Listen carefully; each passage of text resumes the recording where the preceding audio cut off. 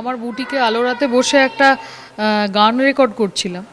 হঠাৎ করে দেখলাম আমার এক বন্ধু আমাকে ওই স্ক্রিনশটটা পাঠিয়েছে, বলছে এটা কি কিছু অভিনয় বা অন্য কিছু। তখন আমি বা ওটা দেখার পরেই দেখছি যে আমার ইনবক্স পুরো ভরে যাচ্ছে স্ক্রিনশটে, যে অনিন্দিতা দিয়ে আমরা তোমার পাশে আছি, এই ওই হ্যান ত্যান নানা রকম কথা। তারপর আমি তো আমার প্রথম ওটা দেখেই গলাটা বসে এসেছিলো, আর আমার নিজের মেয়ের মুখটা ভেসে উঠেছে যে এরকম একটা জঘন্য বাবা ওকে উপহার দিয়েছি আর কি। আর যেটা আমি বদলাতে পারবো না কোনোদিন, যে কেউ এরকম একটা বিয়ে থাকাকালীন কি করে করতে পারে, এটাই মনে হয়েছিল। মেয়ের জন্যই কনসার্ন ছিলাম। কোনোভাবে কি হিরণের সঙ্গে কথা হয়েছে? না না, এরপরে আর কি কথা বলার আছে। বা আপনার সঙ্গে শেষ কবে কথা হয়েছিল? আমার সাথে 4-5 মাস আগে কথা হয়েছে। কিছু জানিয়েছিল এই সম্পর্কটা? না না না, এই সম্পর্ক নিয়ে তো আমি জানতাম, কানাঘুষো তো জানতাম। যখনই আমি বলতাম, যে ও বলতো যে না আমাকে ব্ল্যাকমেলিং করছে, আমি এটা করতে চাই না, জোর করে করাচ্ছে, এরকম বলতো। বাট আজকে ছবিটা দেখার পর তো আর মনে হয় না এটা জোর করে। তোমাদের মনে হয় ছবিটা দেখে? এর পরবর্তীতে কি ভাবনা? ওই আমি বড়দের সাথে একটু কথা বলে যেটা মনে হবে ঠিক আমার আর আমার মেয়ের জন্য, সেটাই করবো। কারণ আমাদের তো 25 বছর বিয়ে হয়ে গেছে, আর ডিভোর্স হয়নি। হ্যাঁ, যদি আইনি মতে যেতে হয় তাই যাব, বা যদি অন্য পথে যেতে হয় সেরকম সেই পথে।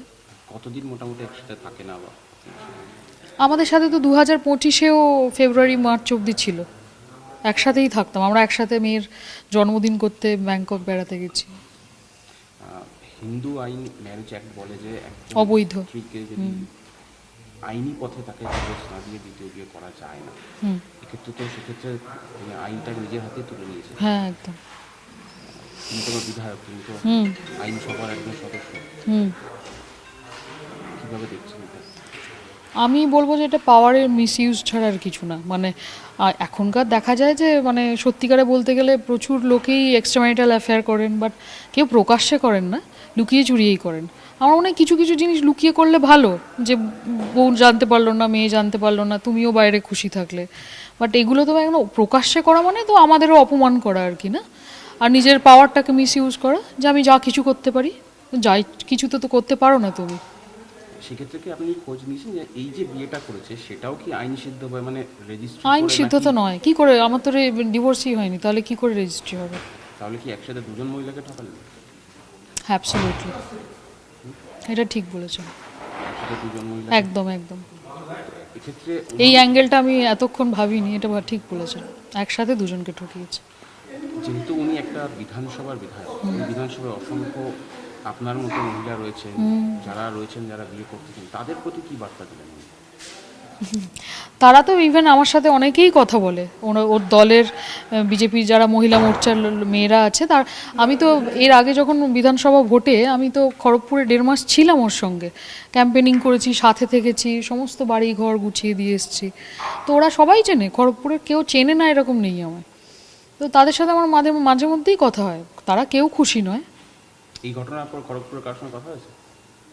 অনেক মেয়েরা আমাকে টেক্সট করেছে, হয়তো আমার কোনো বাইট দেখেছে, বলেছে অনিন্দিতা দি আমরা তোমার সঙ্গে আছি।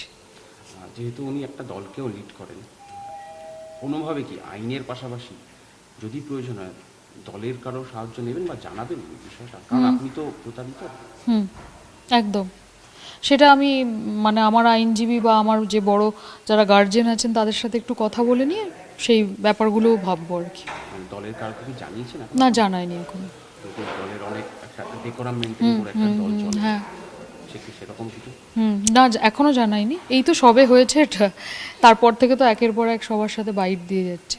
হিরণ, এই যে সম্পর্কটা রয়েছে, আপনাদের দুজনের সম্পর্কে তৃতীয় জনের এন্ট্রি, আপনি কোনো আঁচ পেয়েছিলেন কি না? হ্যাঁ হ্যাঁ, আঁচ পেয়েছিলাম 2-3 বছর আগে থেকেই। অনেক ছবি দেখেছি ওই মেয়েটার, কোনো পোস্ট করেছে দেখেছি, যেগুলো খুবই ডিস্টার্বিং, আর আমার মেয়ের মেন্টাল হেলথের জন্য খুব খারাপ। আমরা খুব মানসিকভাবে বিপর্যস্ত ছিলাম, এটা মানসিক টর্চার বলতে পারেন। আমরা তাও নিজের সম্মানার্থে, ওর সম্মান, ও বিধায়ক বলে মুখ খুলিনি কখনো, কিন্তু আজকে ঈশ্বর নিজেই চাইলো যে আমি মুখ খুলি আর কি, সত্যি কথা প্রকাশ হোক। বাবা হিসেবে বা স্বামী হিসেবে বাকি যে দায়িত্বগুলো, সেগুলো কি পালন করছেন? সেই দায়িত্বটা যদি ফিনান্সিয়ালি বলে এখনও অবধি করেন, কিন্তু সেটাই তো শুধু একটা বাবার দায়িত্ব নয়। একটা বাচ্চার মেন্টাল হেলথটাও কিভাবে সে দেখে বড় হচ্ছে, বাচ্চা তো মা বাবাকে দেখেই বড় হয়। বলে না যে সারাউন্ডিংস দেখেই তো শেখে না, তো সেইটা যখন দেখছো মানে ও তো হঠাৎ করে বড় বয়সে এসে দেখছে এরকম একটা মানে একটা লোক এরকম মানে আকাশ ভেঙে, মানে ওর তো নিজেরও অন্য পুরুষদের প্রতি আর সেই শ্রদ্ধা ভক্তি কিছুই থাকবে না, মনে হবে যে সবাই তো একই রকম হবে, বাবা যদি হঠাৎ করে এরকম করতে পারে। মেয়ের প্রতি ড্যামেজ যেটা হয় সেটা আমি ওটা বারবার বলি যে এই ড্যামেজটা দেখা যায় না মানসিকটা। মেয়ের প্রতিক্রিয়া কি ছিল, মেয়ে কি করে বা কি প্রতিক্রিয়া ছিল? মেয়ের তো মানে চোখটা ফুলেছিল আমি যখন বাড়িতে এসে দেখলাম, আর কথা বলতে পারছে না, ঠোঁটটা কাঁপছে, বলছে এটা কি। পড়াশোনা করে? যে সেন্ট জেভিয়ার্সে সাইকোলজি অনার্স নিয়ে সেকেন্ড ইয়ার। ওর কেরিয়ারেও তো একটা ধাক্কা। একদম, সেটাই আমি তোমাকে প্রথমেই ওটাই বললাম যে এইটা যখনই দেখেছি আমার শুধু মেয়ের মুখ মনে হচ্ছে যে আমি ওকে কিভাবে আর গার্ড করতে পারি, কিভাবে, কারণ ওর সাথে ওর নামটা জুড়েই থাকবে আর কি আজীবন, কেয়ার অফ হিরণ চ্যাটার্জি ওকে লিখতেই হবে। কোনোভাবে কি, আর শেষ দুটো প্রশ্ন, কোনোভাবে কি আইনজীবীর সঙ্গে প্রাথমিক কথা কিছু এগিয়েছে? হ্যাঁ বলেছি। কি কি নিয়ে কথা হয়েছে স্যার? আমি সেটা পরে তোমরা জানতে পারবে, আমি জানাবো সবাইকে। যার সাথে ছবি দেখা গেল তিনিও কি কিছু না জেনেই বিয়েটা করলেন, নাকি তিনিও না, তিনি সব জানেন, মানে এই মেয়েটাকে আমি যখন খড়গপুরে আমি যখন নতুন বাড়িটা আমরা নিয়ে সাজালাম গোছালাম, ও মহিলা মোর্চা থাকে, মেয়েরা সব এসে যারা বিজেপির কাজ টাজ করে, এই দেওয়া কম্বল দেওয়া এই দেওয়া, ও তাদের সাথে আসতো, ওই দলেতেই আসতো, একটু বেশি সাজগোজ করে আসতো, বাট আমি তখন জানতাম যে পার্টির কর্মীই হয়তো, তারপরে যে পার্টির কর্মী অন্য কাজ করতে আসতো সেটা অনেক পরে জানতে পেরেছি আমি।